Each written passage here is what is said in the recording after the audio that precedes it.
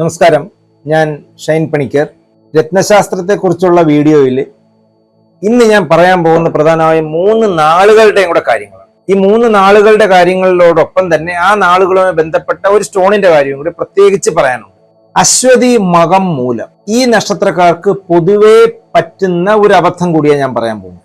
ഈ അശ്വതി മകം മൂലം നാളുകാര് പ്രത്യേകിച്ച് ഗ്രഹനില നോക്കാതെ ഏതെങ്കിലും ഒരു സ്ഥാപനത്തിലോ അല്ലെങ്കിൽ ഏതെങ്കിലും വ്യക്തികളുടെ അടുത്തോ അവർ രത്നധാരണവുമായി ചെല്ലുമ്പോൾ അവർക്ക് പൊതുവെ 99% പറഞ്ഞു കൊടുക്കുന്നത് വൈഡൂര്യം ധരിക്കാനാണ്, അല്ലെങ്കിൽ പവിഴം ധരിക്കാനായിരിക്കും പറഞ്ഞു കൊടുക്കുക. കാരണം അവർ ജനിക്കുന്ന കേതു എന്ന് പറഞ്ഞൊരു ദശയിലായതുകൊണ്ട് അവരോട് വൈഡൂര്യം ധാരണം നല്ലതാണെന്ന് പറയും. അതുമാത്രമല്ല, അശ്വതി മകം മൂലം ഇവരുടെ കോമൺ പൊതുവായ നക്ഷത്രങ്ങൾ അവരുടെ അതായത് പുസ്തകങ്ങൾ എഴുതി വെച്ചിരിക്കുന്നത് ഈ 3 നാളുകാർക്ക് വൈഡൂര്യം ധരിക്കുന്നത് വളരെ ഉത്തമമെന്നാണ്. ഈ നാളുകാർ വളരെ പ്രത്യേകം ശ്രദ്ധിക്കേണ്ട ഒരു കാര്യം ഞാൻ വീണ്ടും പറയുന്നു. ഒരു കാരണവശാലും നിങ്ങൾ ഗ്രഹനില പരിശോധിക്കാതെ ഈ വൈഡൂര്യം എന്ന് പറയുന്ന രത്നം വാങ്ങി ധരിക്കരുത്. കാരണം ഇത് കേതു എന്ന് പറയുന്ന ഒരു ഗ്രഹത്തിനെ പ്രതിനിധാനം ചെയ്യുന്ന സ്റ്റോണാണ്. ജാതകത്തിൽ വൈഡൂര്യം ധരിക്കുന്നതിന് മുന്നേ കേതുവിന്റെ സ്ഥാനം നോക്കിയതിന് ശേഷം മാത്രം ധരിക്കുക. കേതു 11 നിൽക്കുമ്പോൾ മാത്രമാണ് ഏതൊരു വ്യക്തിക്കും കേതു എന്ന് പറയുന്ന ഗ്രഹം പോസിറ്റീവായിട്ടുള്ള എന്തെങ്കിലും ചെയ്തിട്ടുള്ളത്. ബാക്കി എവിടെ നിൽക്കുമ്പോഴും കേതു ദുരിതങ്ങളാണ് കൂടുതൽ തരുന്നത്. കേതുവിന്റെ ദുരിതം അത് അനുഭവിച്ചവർക്ക് മാത്രം ആണ് അറിയാൻ പറ്റുന്നത്. കാരണം കേതു അഷ്ടമത്തിൽ നിൽക്കുക, 12 നിൽക്കുക, അങ്ങനെയുള്ളവർക്ക് കൃത്യമായിട്ടും ആ ബുദ്ധിമുട്ടുകൾ അവരുടെ ലൈഫിൽ വന്നിട്ടുണ്ടാവും. അവർക്ക് എന്താണ് ഞാൻ പറയുന്നതെന്ന് ഇപ്പൊ മനസ്സിലാവും. ഈ അശ്വതി മകം മൂലം നാളുകാർ ജനിക്കുന്നതേ കേതുവിലാണ്. അവർക്ക് ആദ്യത്തെ ഒരു 3.5 വർഷം, ചിലപ്പോൾ 5-6 മാക്സിമം പോലും ഒരു 7 വർഷം വരെ കേതു കിട്ടാറുണ്ട്. ചിലർക്ക് വളരെ കുറച്ചേ കിട്ടാറുള്ളൂ. ഇപ്പോൾ 1 മാസം വരെയൊക്കെ കേതു കിട്ടാറുള്ളൂ. ആ ഒരു സമയത്ത് ഈ കുട്ടിക്കാലത്ത് ഇവരിത് അറിയത്തില്ല.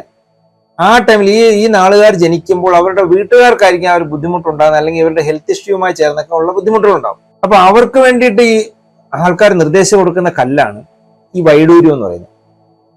അപ്പൊ സപ്തഗ്രഹങ്ങൾക്കാണ് പ്രാധാന്യം എപ്പോഴും. ഈ രാഹുവും കേതുവും നമുക്കൊരു ഗ്രഹങ്ങളായിട്ട് പറയാൻ പറ്റുന്നതല്ല, തമോ ഗ്രഹങ്ങളാണെന്ന് ഞാൻ കഴിഞ്ഞൊരു വീഡിയോയിൽ പറഞ്ഞിട്ടുണ്ട്. അപ്പൊ തമോ ഗ്രഹങ്ങളെ നമ്മൾ ബലപ്പെടുത്താനോ പോസിറ്റീവ് ആക്കാനോ ശ്രമിക്കുമ്പോൾ വളരെ സൂക്ഷിക്കണം. ലാഭസ്ഥാനത്ത് ഒറ്റയ്ക്ക് നിൽക്കുന്ന ഗ്രഹമായിരിക്കണം. അതായത് 11 ഒറ്റയ്ക്ക് നിൽക്കുന്ന കേതുവോ 11 ഒറ്റയ്ക്ക് നിൽക്കുന്ന രാഹുവോ മാത്രമേ ഗുണവാനായി ഗ്രന്ഥങ്ങളിൽ പറയുന്നുള്ളൂ. അതല്ലാത്ത ഒരു മനുഷ്യനും ഈ കേതുവിന്റെ ഗ്രഹം അല്ല കേതുവിന്റെ രത്നമായ വൈഡൂര്യം വാങ്ങി ധരിക്കരുത്. ഈ അടുത്ത് ഏകദേശം ഒരു ഓണത്തിന് തൊട്ട് മുമ്പ്, ഇപ്പൊ ഈ കഴിഞ്ഞ 2024 ജൂലൈ മാസത്തിലാണെന്ന് തോന്നുന്നു, ഒരു വ്യക്തി എന്നെ കാണാൻ വന്നിരുന്നു. കുറച്ച് വടക്കുന്നാണ് വന്നത്, തൃശ്ശൂർ ഭാഗത്ത് നിന്ന് എവിടുന്നാണ് വന്നത്. അദ്ദേഹത്തിന് ഒരു ഷോപ്പിൽ പോയി അദ്ദേഹം നോക്കി. അപ്പൊ അദ്ദേഹത്തിന്റെ ലഗ്നം കൃത്യമായിട്ട് അദ്ദേഹത്തിന് അറിയാം. ഇടവ ലഗ്നമാണ്, ഗ്രഹനില കൊണ്ടുവന്നായിരുന്നു. ഈ ഗ്രഹനില നോക്കിയാണെന്ന് തോന്നുന്നില്ല. ഗ്രഹനില നോക്കിയാണെങ്കിൽ പോലും അദ്ദേഹത്തിന് അത് ചെയ്യാൻ പാടില്ലായിരുന്നു. കാരണം അദ്ദേഹത്തിന് നടക്കുന്ന ദശ ചൊവ്വയാണ്. അപ്പൊ ഈ ഇടവ ലഗ്നക്കാരനായ ഒരു വ്യക്തിക്ക് ഈ ചൊവ്വയുടെ രത്നം പവിഴം നിർദ്ദേശിച്ചു. അപ്പൊ ഈ 3 മാസം കൊണ്ട് തന്നെ അദ്ദേഹത്തിന് നല്ല ദോഷവശങ്ങൾ, അതായത് ഒരുപാട് അദ്ദേഹം ഒരു ചിന്തിക്കാൻ പോലും കഴിയാത്ത ധനനഷ്ടവും ഈ കഴിഞ്ഞ 1-2 ആഴ്ചകൾ കൊണ്ട് അദ്ദേഹത്തിന് ഉണ്ടായിട്ട് പോലും അദ്ദേഹം ഈ പവിഴം ധരിച്ചത് കൊണ്ടാണെന്ന് ഒരിക്കലും അദ്ദേഹം ഒരിക്കലും ചിന്തിക്കില്ല. കാരണം വളരെ ബഹുമാനിക്കുന്ന ഒരാളാണല്ലോ അത് കൊടുക്കുന്നത്. അതുകൊണ്ട് തന്നെ അദ്ദേഹം അതിനെക്കുറിച്ച് കാര്യമായിട്ട് ചിന്തിച്ചില്ല. അപ്പൊ ഇടവ ലഗ്നക്കാർക്ക് ഒരിക്കലും ധരിക്കാൻ പാടില്ലാത്ത ഒരു രത്നമാണ് ഈ പവിഴം എന്ന് പറയുന്നത്. ചൊവ്വ എന്ന് പറയുന്ന ഗ്രഹത്തെ ബലപ്പെടുത്തുക വളരെ ദോഷകരം തന്നെയാണ്. ചൊവ്വയെ ബലപ്പെടുത്താനായിട്ടാണ് ഈ പവിഴം കൊടുക്കുന്നത്. അപ്പൊ ഇദ്ദേഹത്തിന് ഇത്രയും ബുദ്ധിമുട്ട് വന്നെങ്കിൽ ഞാൻ അദ്ദേഹത്തിന്റെ കൂടെ ഒരിക്കലും ഈ പവിഴമാണ് നിങ്ങളെ ഇത്രയും ദ്രോഹിച്ചത് എന്ന് പറയാൻ പറ്റത്തില്ല. കാര്യം എന്താണെന്ന് വെച്ച് കഴിഞ്ഞാൽ അദ്ദേഹം വളരെ വിശ്വാസപൂർവ്വം ഒരിടത്ത് നിന്ന് എടുത്തതാണ്. മാത്രമല്ല, ഇതിനെ ഒരു അന്ധവിശ്വാസ രൂപത്തിൽ അദ്ദേഹത്തിന്റെ മനസ്സിൽ പതിഞ്ഞു കിടക്കുന്ന ഒരാളാണ്. അപ്പൊ നമ്മൾ ഇത് മാറ്റം പറയുമ്പോൾ അദ്ദേഹത്തിന് പൊതുവെ തോന്നും ഞാനിതൊന്നും പഠിച്ചിട്ടില്ലാത്തൊരു വ്യക്തി കണക്ക് തോന്നും. അപ്പൊ ഞാൻ അദ്ദേഹത്തോട് ഒരൊറ്റ കാര്യം മാത്രം ഇവിടുന്ന് അഡ്വൈസ് ചെയ്ത് ക്ഷേത്രത്തിലോട്ടുള്ള വഴിപാട് എഴുതിയതിനു ശേഷം ഞാൻ പറഞ്ഞു, ഒരു 41 ദിവസത്തേക്ക് ആഭരണങ്ങളെല്ലാം മാറ്റി വെക്കുക, ശേഷം ക്ഷേത്ര ദർശനം നടത്താൻ ഞാൻ പറഞ്ഞു.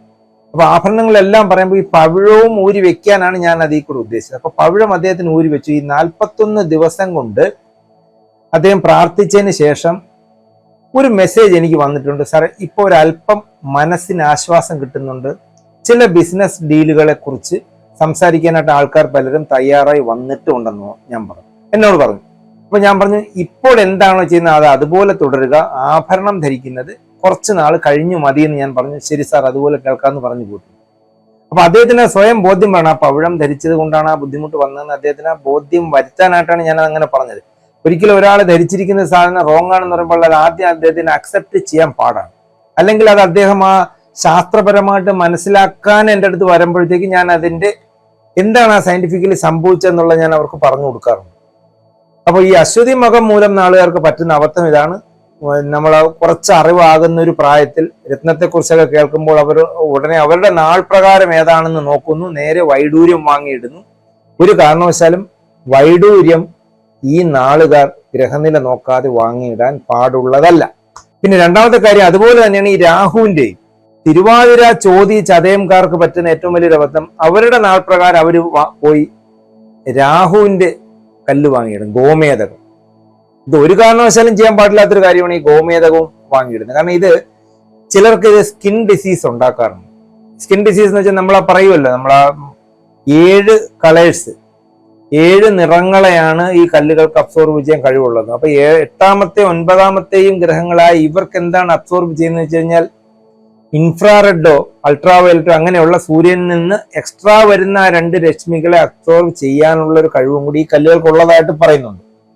അപ്പൊ സ്കിൻ ഡിസീസ് ഉള്ളവർക്ക് ചില ആൾക്കാർ നിങ്ങൾ എന്നാ ഗോമേതകം ഇട്ടോളൂ എന്ന് പറയുന്നത്, അങ്ങനെ നിങ്ങൾ ചെയ്യരുത്. ഒരു കാരണവശാലും സ്കിൻ ഡിസീസ് ഉള്ളവർക്കൊന്നും ഇടാൻ പറ്റുന്ന സ്റ്റോണുകളല്ല ഇത്. അതായത് ഇതിൽ നിന്ന് വരുന്ന രശ്മികൾ ചിലപ്പോൾ സ്കിൻ ഡിസീസ് കൂട്ടിയാലും കുറ്റം പറയാൻ പറ്റില്ല. അപ്പൊ അതുകൊണ്ട് തന്നെ ഈ 11ൽ രാഹു നിൽക്കുന്ന ഒരു വ്യക്തി കൃത്യമായിട്ടും അതൊരു ഗ്രഹനില വിശകലനം ചെയ്തതിന് ശേഷം ഗോമേതകം ധരിക്കാൻ ശ്രമിക്കുക, അതുപോലെ തന്നെ വൈഡൂര്യം ധരിക്കുമ്പോൾ. അപ്പൊ ഈ 6 നാളുകൾ അശ്വതി മകം മൂലം തിരുവാതിര, ചോതി, ചതയം, ഈ 6 നാളുകൾ വളരെ കെയർഫുള്ളായി മാത്രം രത്നങ്ങൾ ധരിക്കുക. നന്ദി, നമസ്കാരം.